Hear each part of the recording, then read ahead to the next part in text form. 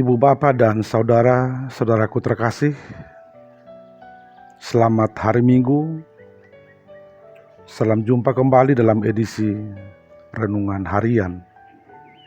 Hari ini 5 Februari 2023, Minggu Septuagesima, 70 hari sebelum Paskah, sebelum kebangkitan Yesus.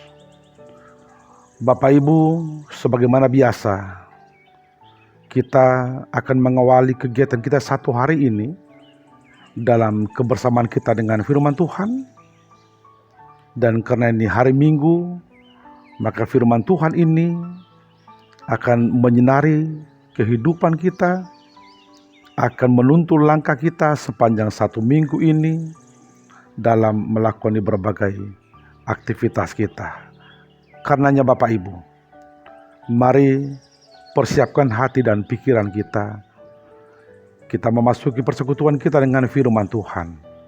Kita berdoa. Damai sejahtera Allah yang melampaui segala akal dan pikiran manusia, itulah kiranya yang menguasai hati dan pikiranmu di dalam Yesus Kristus. Amin. Salam hari Minggu Bapak Ibu. Kita akan membacakan firman Tuhan yang menjadi nas khotbah untuk kita di minggu hari ini, Minggu Septuagesima. Diambil dari Yakobus pasal 1 ayat 22 sampai 25, saya bacakan untuk kita. Tetapi hendaklah kamu menjadi pelaku firman, dan bukan hanya pendengar saja. Sebab jika tidak demikian, kamu menipu diri sendiri. Sebab jika seorang hanya mendengar firman saja dan tidak melakukannya, ia adalah seumpama seorang yang sedang mengamat-amati mukanya yang sebenarnya di depan cermin. Baru saja ia memandang dirinya, ia sudah pergi, atau ia segera lupa bagaimana rupanya. Tetapi barang siapa meneliti hukum yang sempurna, yaitu hukum yang memerdekakan orang, dan ia bertekun di dalamnya, jadi bukan hanya mendengar untuk melupakannya, tetapi sungguh-sungguh melakukannya, ia akan berbahagia oleh perbuatannya. Tajaha di bahasa Bata Amanginang, di Jakobus Bidusada ayat 22, rodi 25 di Doksongnon. Alai gabe siulahon hatai mahamu, unang holan pananginangi, aka napototohon dirina. Ai pananginangi dihatai, anggo sodiulahon, tudo semai tuhalak napa bereng-bereng rupa ni buhina di sorminan. Ai di bereng do dirina. Dungi lauma ibana, gebedang di botobe rupana. Alai nama mereng torus tu bagasan uhum haluau nasun gani jalamia disi ima namartua marhite sian pangulau nai anggo sopanangi-nangi nama kalupahon siula ulau nitahe imana. Demikian firman Tuhan. Menjadi pelaku firman Tuhan. Bapak, Ibu, dan saudara-saudaraku, ada seorang pemimpin India yang cukup terkenal, dan tentu juga kita banyak yang pernah mendengar namanya ini, yaitu Mahatma Gandhi. Satu hal yang menarik dalam cerita perjalanan hidupnya, ia pernah memiliki seorang sahabat yaitu seorang pendeta Kristen, tentu seorang pelayan tokoh di gereja Kristen. Begitu dekatnya persahabatan mereka, hingga mereka tidak enggan lagi bicara dari hati ke hati, berseloroh, bahkan termasuk hal-hal yang sensitif, termasuk hal-hal yang berhubungan dengan keagamaan. Padahal mereka berdua tentu berbeda agama. Suatu hari Mahatma Gandhi berkata kepada sahabatnya ini, "Saya cukup terharu dengan Kristen." "Oh ya? Mengapa?" kata sahabatnya si Kristen, si pendeta ini. "Karena di agama kami ada kasta, tetapi saya dengar di gerejamu tidak ada kasta. Dalam agama Kristen tidak ada kasta. Apa benar demikian?" Lalu sahabatnya pendeta Kristen ini berkata, "Oh ya, memang benar. Di agama kami, di gereja kami Kristen tidak ada kasta. Saya memang tahu kalau di agamamu ada kasta. Ada kasta Brahmana, Ksatria, Sudra. Dan di gereja kami tidak ada seperti itu." Lalu Mahatma Gandhi berkata, "Itulah enaknya Kristen menurut saya ya, pandangan saya dari luar. Sebenarnya kasta di agama kami pada awalnya bukan stratifikasi sosial, bukan menjadi kelas-kelas sosial, ada yang kelas yang lebih tinggi, ada kelas yang rendah. Pada awalnya itu fungsi, tetapi lama-kelamaan menjadi stratifikasi sosial dan sepertinya menjadi kelas sosial. Lalu mereka berdua pun sepakat, mari kita menghargai perbedaan yang ada." Apa yang terjadi Bapak Ibu setelah percakapan mereka itu? Rupa-rupanya Mahatma Gandhi terus penasaran, apa benar di gereja tidak ada kasta? Hingga pada suatu hari Minggu, tepat pada hari Minggu, dia pergi ke gereja. Dia memasuki gereja, dia mau beribadah hanya untuk membuktikan apakah benar di gereja itu tidak ada kasta. Dia masuk ke dalam gereja Bapak Ibu. Dia duduk di bangku paling depan. Dia duduk di bangku paling belakang.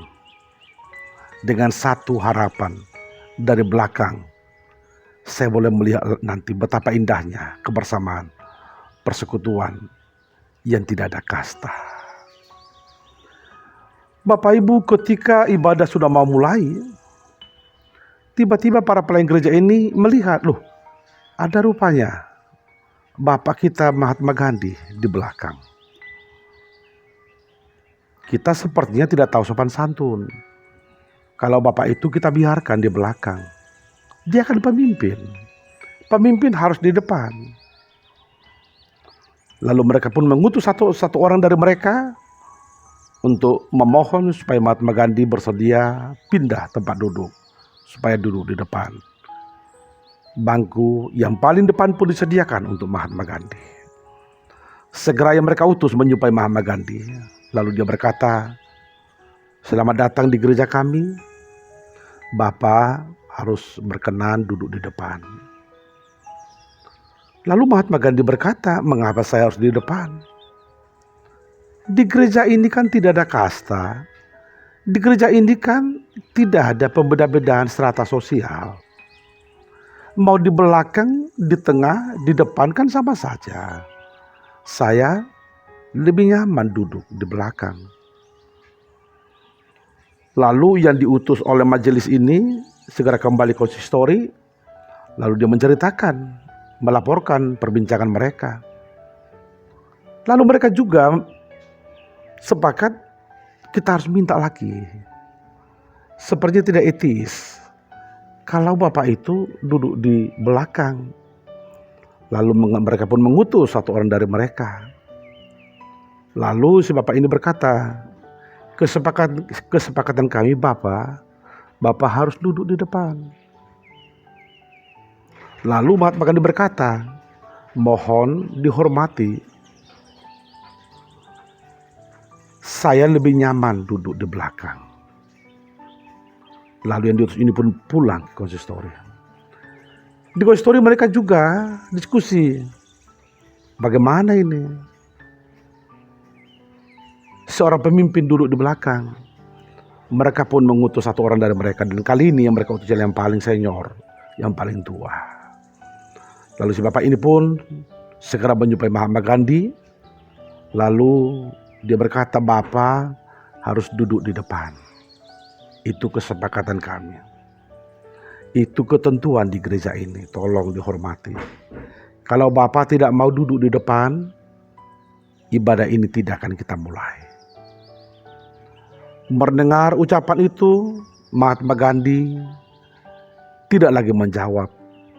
Dia pun segera pindah tempat duduk. Dia duduk di tempat yang sudah disediakan. Rupa-rupanya di bangku yang paling depan. Lalu selama ibadah, Mahatma Gandhi selalu berenung, apa benar di gereja yang tidak ada kasta?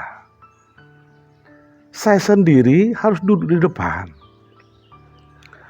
Lalu dia mencoba menoleh ke belakang, dia lihat orang-orang kaya, para pejabat duduk di depan. Rakyat jelata duduk di belakang. Apa benar tidak ada kasta? Berarti bohong gereja ini. Di gereja ini pun ada kasta. Meskipun secara tertulis mereka tidak mengatakan ada kasta. Setelah ibadah selesai, dia segera pulang. Dan dengan rasa marah dia menjumpai sahabatnya, pendeta Kristen ini. Setelah mereka berjumpa, lalu Mahatma Gandhi berkata, maaf, bapak bohong. Loh, kenapa saya bohong? Saya baru mengikuti ibadah di gereja. Saya melihat dengan mata saya sendiri ada kasta di sana. Saya sendiri harus duduk di depan. Apa itu benar? Itu kan kasta. Lalu si pendeta ini pun menjawab dengan jujur, iya, benar yang bapak katakan. Di gereja kami memang seperti itu. Sebenarnya dalam pelaksanaannya ada juga kasta. Dan kadang juga tidak enak. Orang miskin, orang kecil terpinggirkan. Lalu orang-orang kaya, sepertinya mereka yang punya gereja. Benar, di gereja kami juga ada kasta. Bapak, Ibu, dan saudaraku, apa yang mau kita katakan di sana, sering sekali apa yang kita tentukan, apa yang kita katakan, apa yang kita gariskan, tidak seperti itu yang kita lakukan. Bukankah ini juga sebuah pembohongan? Dan tentu banyak lagi hal-hal lain yang juga terjadi di tengah gereja, di mana apa yang sudah kita putuskan, apa yang sudah kita tentukan, apa yang sudah kita katakan berbeda dengan apa yang kita lakukan. Bapak, Ibu, dan saudara-saudaraku, persoalan seperti itu juga dihadapi oleh Yakobus di gereja perdana di zaman penulisan teks ini. Yakobus melihat bahwa orang Kristen sudah banyak yang terseret ke dalam pola hidup yang dipengaruhi oleh filsafat Yunani. Dalam filsafat Yunani, Bapak Ibu, pisau bedah mereka selalu menuntut setiap orang ketika melihat satu objek, maka pikirannya harus menerawang untuk membayangkan ada apa di balik objek yang saya lihat ini. Maka ketika orang memakai filsafat Yunani, dia terkondisi untuk mengasah otaknya, untuk mengasah pikirannya, lalu dia mencoba memahami segala hal, tidak berhenti hanya dengan apa yang bisa dilihat dengan mata sendiri. Apa akibatnya cara berpikir, cara hidup seperti ini Bapak Ibu? Akibatnya ialah tanpa sadar mereka dibentuk, mereka ditempa menjadi para pemikir, menjadi orang-orang yang banyak berbicara, tetapi tanpa sadar mereka kurang dalam keteladanan, dalam perbuatan, dalam pewujudan di kehidupan sehari-hari. Salah satu contoh Bapak Ibu, dalam kehidupan mereka ada satu tradisi, yaitu mencari siapa orang yang paling hebat dengan cara mereka bertanding, berdialog, mereka berdebat kusir, hingga mereka menjadikan satu tempat yang begitu besar yang disebut Areopagus. Setiap saat ada orang yang datang ke sana untuk bertanding, dan siapa yang menang dalam perdebatan, dialah yang paling hebat, yang paling jago. Bapak Ibu, Yakobus melihat hal seperti ini kalau terbawa ke kehidupan bergereja, maka boleh saja orang Kristen hanya banyak berkata-kata, hanya banyak menerawang, hanya banyak berpikir, tetapi kurang dalam perbuatan. Itulah sebabnya saudaraku, Yakobus menuliskan suratnya ini. Dan teks kita minggu ini ditulis dengan begitu sistematis Bapak Ibu. Singkat tetapi tegas. Di ayat 22, Paulus dan Yakobus sebagai penulis surat ini begitu tegas mengatakan bahwa orang Kristen harus menjadi pelaku firman, bukan hanya pendengar saja. Yakobus menegaskan lagi, orang yang hanya pendengar saja sebenarnya dia menipu diri sendiri. Maka mari menjadi orang jujur. Pertama-tama dan terutama jujur terhadap diri sendiri. Orang yang jujur terhadap diri sendiri ialah apa yang dia dengar, itu yang dia lakukan. Ketika dia mendengarkan firman Tuhan, maka itu akan dia lakukan dalam kehidupan sehari-hari. Jangan menipu diri sendiri. Setelah penegasan ini Bapak Ibu di ayat 23 sampai 24, Yakobus mencoba menyederhanakan statement ini, pernyataan ini. Itu sebabnya Yakobus membuat sebuah analogi. Orang yang tidak jujur dengan diri sendiri seumpama seseorang yang sedang berdiri di depan sebuah cermin. Selama dia di depan cermin itu tentu dia melihat wajahnya, melihat dirinya sendiri.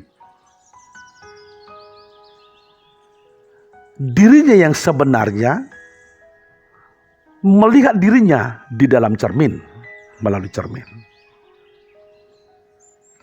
Ketika dia melangkahkan kaki dari depan cermin itu, tentu dia tidak lagi melihat wajahnya. Dan mungkin juga lupa dengan wajahnya sendiri. Bukankah seperti itu juga dengan firman Tuhan? Ketika mendengar firman Tuhan, maka firman ini sendiri masuk ke dalam kehidupannya. Tetapi bagi orang yang tidak melakukannya, itu berarti dia mendengar firman Tuhan, tetapi tinggal dan lupa begitu saja. Barangkali inilah yang kita sebut dengan bahasa kita, bahasa sehari-hari, masuk telinga kanan, keluar telinga kiri.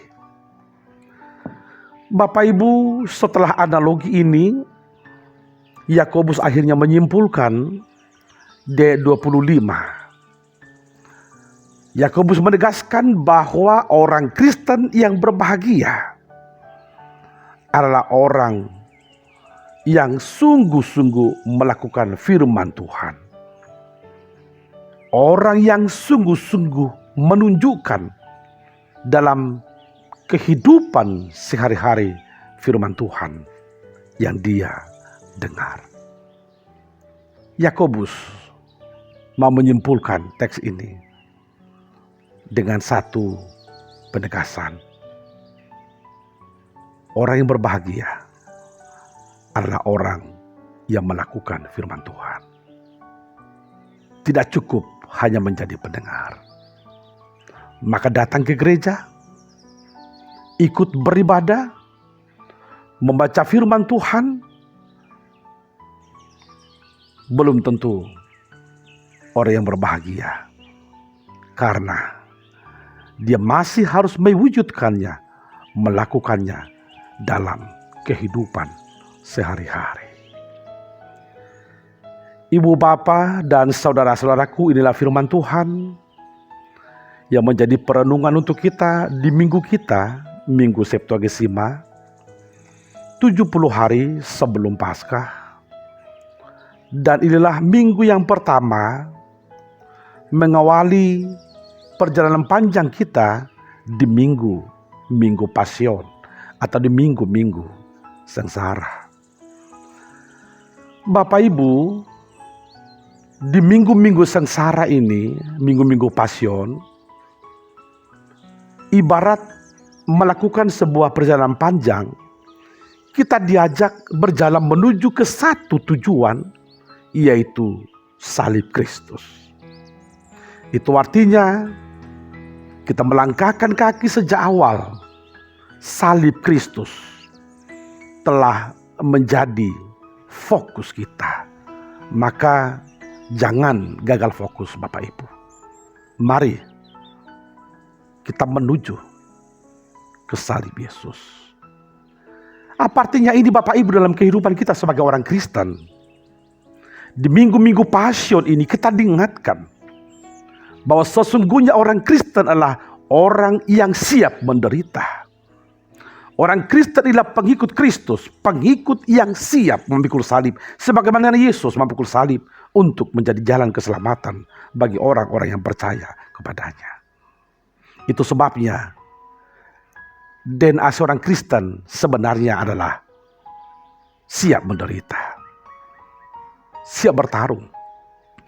Maka karakter, mentalitas yang harus dimiliki seorang Kristen bukan karakter pecundang, bukan karakter yang safety player, bukan karakter yang oportunis, tetapi karakter petarung, karakter adventurer, karakter pejuang, karakter yang tidak takut dengan masalah, tidak takut dengan persoalan, tetapi karakter pemenang yang siap memenangkan setiap pertarungan kehidupannya.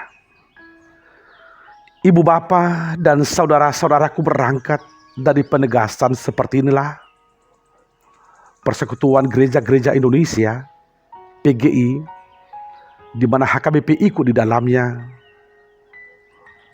membuat simbol PGI, kapal yang sedang berlabuh, yang sedang berlayar di tengah lautan.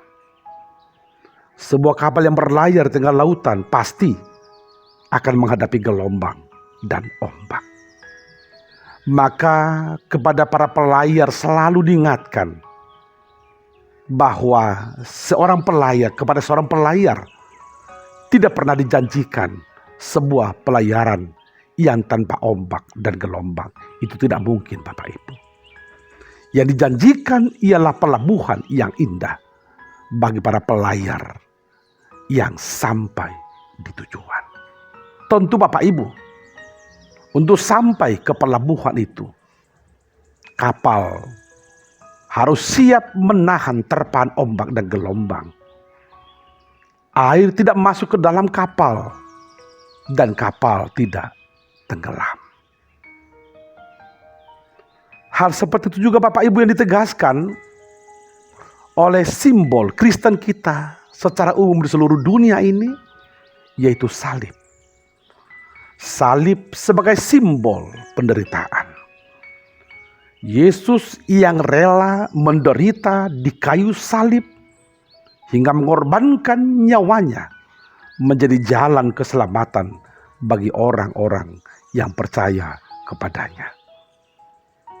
Kita dipanggil untuk mengikuti Yesus. Lalu kepada kita disuarakan, ikutlah aku dan pikulah salibmu. Maka mengikut Yesus harus bersedia memikul salibnya. Bapak, Ibu, dan saudara-saudaraku, hidup ini adalah sebuah pelayaran dalam lautan kehidupan kita. Hidup ini sebuah perjalanan. Dan dalam perjalanan itu Bapak Ibu, kita pasti menghadapi banyak ombak dan gelombang. Kita pasti menghadapi banyak tantangan, banyak pergumulan. Firman Tuhan minggu ini mengingatkan kita, kita boleh melakukan pelayaran sampai ke tujuan. Kita boleh memikul salib itu. Kita boleh memenangkan berbagai pergumulan itu. Kalau kita menjadi pelaku firman. Bapak, Ibu, dan saudaraku, nas ini dikunci dengan satu pernyataan yang indah juga untuk kita Bapak Ibu. Orang yang berbahagia ialah orang yang menjadi pelaku firman. Maka berbahagialah Bapak Ibu ketika kita diizinkan ikut ambil bagian di tengah-tengah ibadah. Ketika kita diizinkan mendengarkan firman Tuhan, membaca firman Tuhan. Tetapi jangan berhenti di sana. Mari menjadi pelaku firman Tuhan. Jangan menipu diri sendiri. Jangan berbohong kepada diri sendiri. Kita harus jujur kepada diri sendiri. Dan jangan bagaikan berdiri di depan sebuah cermin. Ketika kita mendengarkan firman Tuhan, firman itu tidak hanya kebutuhan rasio kita. Tidak hanya untuk debat kusir. Tidak hanya untuk rumusan-rumusan teologis. Tetapi kita lakukan di dalam kehidupan kita. Selamat menjadi pelaku firman Tuhan. Selamat memasuki minggu-minggu Pasion. Selamat minggu Septuagesima. Tuhan memberkati. Amin. Kita berdoa. Bapa di surga, sungguh kami bersuka cita hari ini. Kami boleh memasuki minggu-minggu Pasion, minggu-minggu sengsara yang diawali dengan minggu Septuagesima hari ini. 70 hari ke depan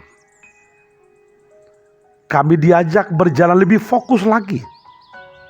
Fokus menuju salib-Mu. Itu artinya Tuhan, setiap melangkah kami harus siap bertarung, siap menderita, siap memikul salib-Mu. Terima kasih Tuhan, kami telah mendengarkan firman-Mu. Kami diingatkan supaya kami jangan menipu diri kami sendiri. Supaya kami jujur dengan diri kami sendiri. Maka kami harus menjadi pelaku firman. Tolong kami Tuhan, supaya jangan bagaikan berdiri di depan cermin yang sejenak melihat diri kami sendiri, tetapi sebentar lagi kami lupa. Maka ingatkan kami Tuhan, jangan sebentar mendengar firman-Mu, tetapi sebentar lagi melupakannya. Biar Tuhan, kami menjadi orang-orang yang berbahagia karena kami menjadi pelaku firman-Mu. Berkati seluruh gereja-Mu Tuhan. Biarlah hari ini boleh melayani dengan sukacita. Hingga semakin banyak orang yang dikuatkan. Semakin banyak orang yang dimampukan untuk memikul salibnya. Untuk menghadapi berbagai tantangan dalam perjalanan kehidupan ini. Berkati seluruh jemaat-Mu Tuhan. Secara khusus yang dalam keadaan sakit, menderita lemah fisik, Tuhan yang menolong mereka. Biarlah firman-Mu yang boleh mereka dengar, juga lewat pelayanan renungan harian setiap hari, mereka boleh dikuatkan hingga mereka menjadi pelaku firman-Mu. Berkati gereja ini Tuhan, dan biarlah kami boleh melayani dengan sukacita, dengan pertolongan yang daripada firman Tuhan. Sebentar lagi Tuhan, kami akan melanjutkan aktivitas keseharian kami. Biarlah firman-Mu menjadi penolong bagi kami. Kami boleh bersemangat, kami boleh terus melihat jauh ke depan, menjadi orang Kristen yang berpengharapan, yang memiliki etos kerja yang baik, hingga kami memakai waktu seturut dengan kehendak-Mu. Kami berdoa di dalam nama anak-Mu, Yesus Kristus Tuhan dan Juru Selamat kami. Amin.